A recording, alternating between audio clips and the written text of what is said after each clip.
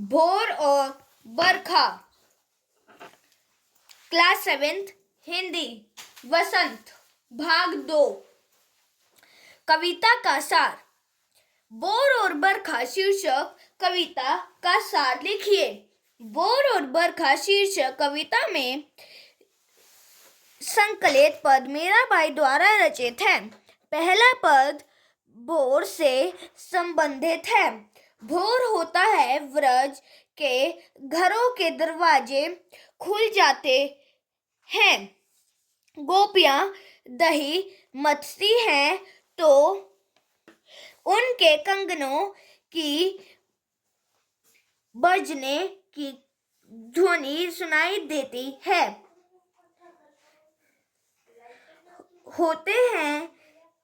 होते ही देवता एवं मनुष्य श्री कृष्ण के दर्शनों के लिए उनके द्वार पर खड़े हो जाते हैं।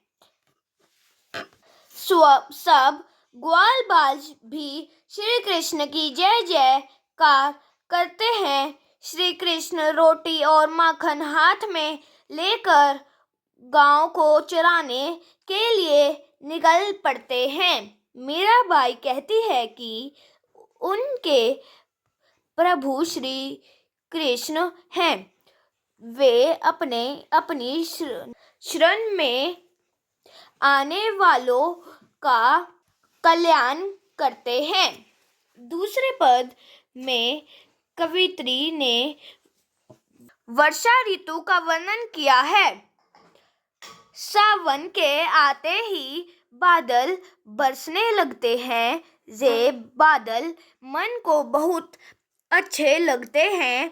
जब से सावन में श्री कृष्ण के आने की बात सुनी तो उनका मन उमंगों से भर उठा है।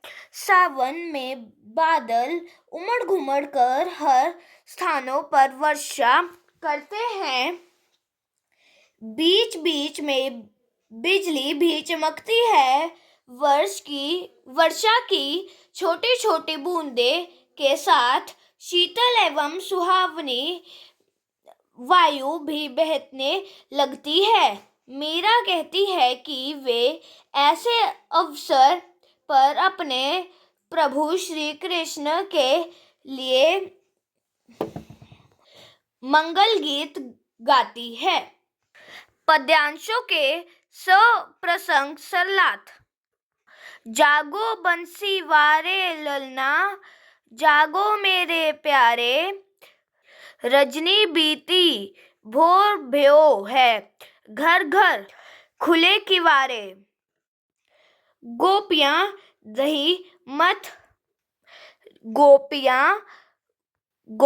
दही मथत, सुनियत है कंगना की झनक।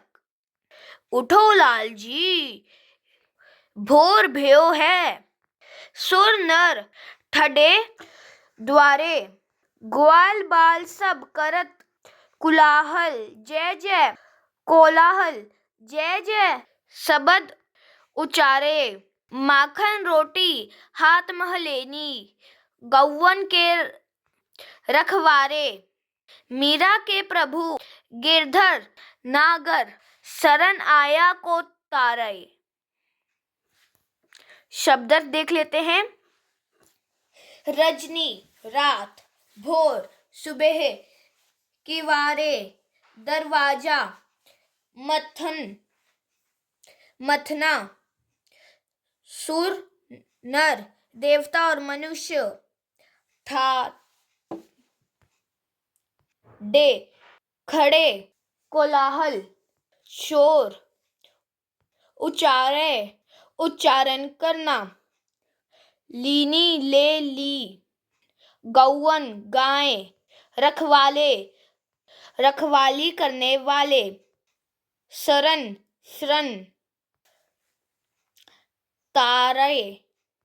तारना कल्याण करना।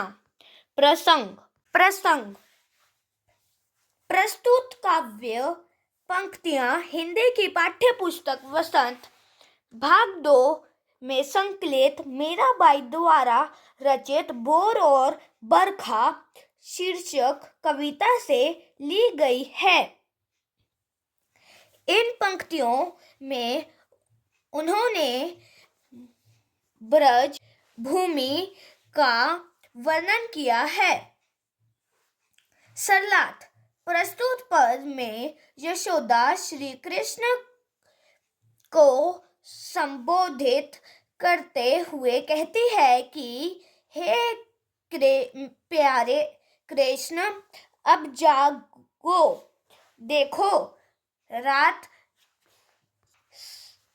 समाप्त हो गई है और सुबह हो गई है। व्रज के लोग के घरों के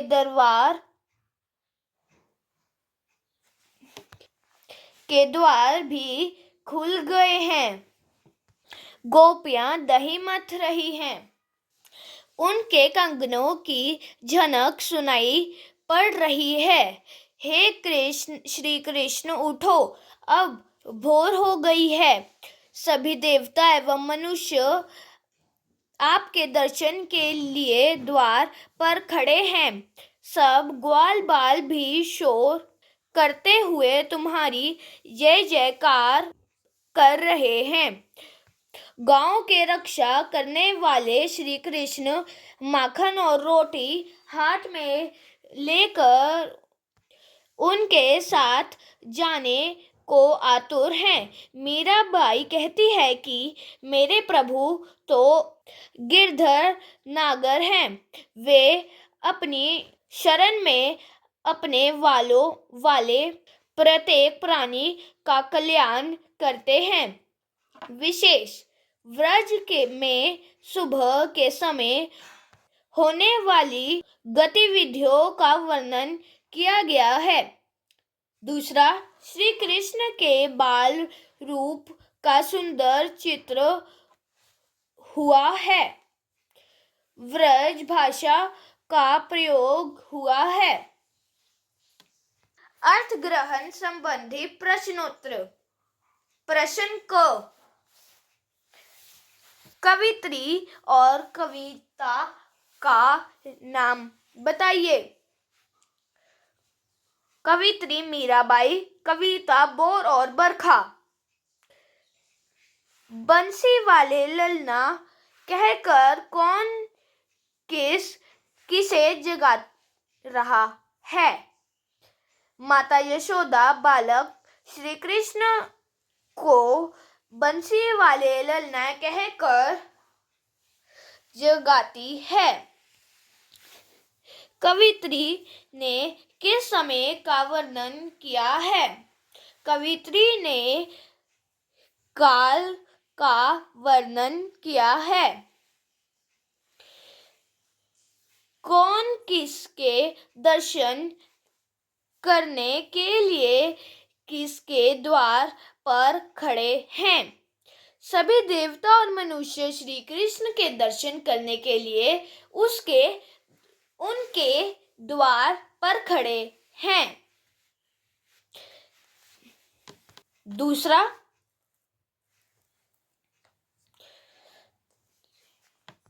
बरसे बदरियां सावन की मन भावन की। सावन में उमग्यो मेरो मनवा, भनक सुरी हरी आवाज की। उमड़ घुमड़ चहुदिस से आए दामिन, दमके झर लावन की। नन्ही नन्ही बूंदन मेहा बरसे, शीतल पवन सुहावन की। मीरा के प्रभु गिरधर नागर, आनंद मंगल गावन की। शब्दार्थ। बदरिया बादल, भावन भाना, अच्छा लगना। उमग्यो प्रसन्नता होना। मनवा मन, भनक खबर, आवन आना। चहुदिस चारों दिशाओं से दामिन बिजली दमके चमक लावन लाना। मेहा बादल शीतल ठंडी सुहावन सुहावनी। नागर चतुर मंगल गावन मंगल गीत। प्रसंग प्रस्तुत पद हिंदी की पाठ्यपुस्तक वसंत भाग 2 में संकलित बोर और बरखा शीर्षक कविता से लिया गया है। इस पद में मीराबाई ने वर्णन वृक्षकालिनी प्रकृति का चित्रण किया है। सरलार्थ कवित्री का कथन है कि सावन मास में होने वाली वर्ष मन को अच्छी लगती है। सावन के आते ही मन में उमंगें उठने लगती है। उसे श्री कृष्ण के आने की भनक लग जाती है। बादल चारों दिशाओं में उमड़ घुमड़ कर फैल जाते हैं। बिजली चमकने लगती है। वर्षा की झड़ी लग जाती है। वर्षा की छोटी छोटी बूंदें बरसने लगती है। ठंडी और सुहावनी हवा बहती है। ऐसे में मीरा कहती है कि मेरे प्रभु तो श्री कृष्ण हैं। वह उनके आने की खुशी में मंगल गीत गा रही है। विशेष वर्षा ऋतु का सजीव चित्रण किया गया है। दूसरा, मीराबाई की श्री कृष्ण के प्रति भक्ति भावना का वर्णन हुआ है। तीसरा, व्रजभाषा का प्रयोग किया गया है। अर्थग्रहण संबंधी प्रश्नोत्तर। कवित्री को कौन से बादल अच्छे लगते हैं?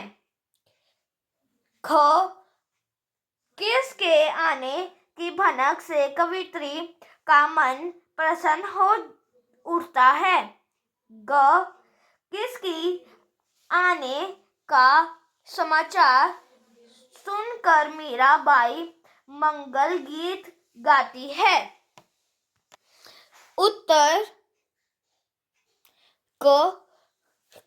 कवित्री को सावन के बरसने वाले बादल अच्छे लगते हैं। सावन के महीने में जब श्री कृष्ण के आने की भनक लगती तो कवित्री का मन प्रसन्नता से झूम उठता है। गिरिधर नागर श्री कृष्ण के आने की समाचार को सुनकर मीराबाई का हृदय आनंद से भर जाता है और मंगल गीत गाने लगती है। धन्यवाद।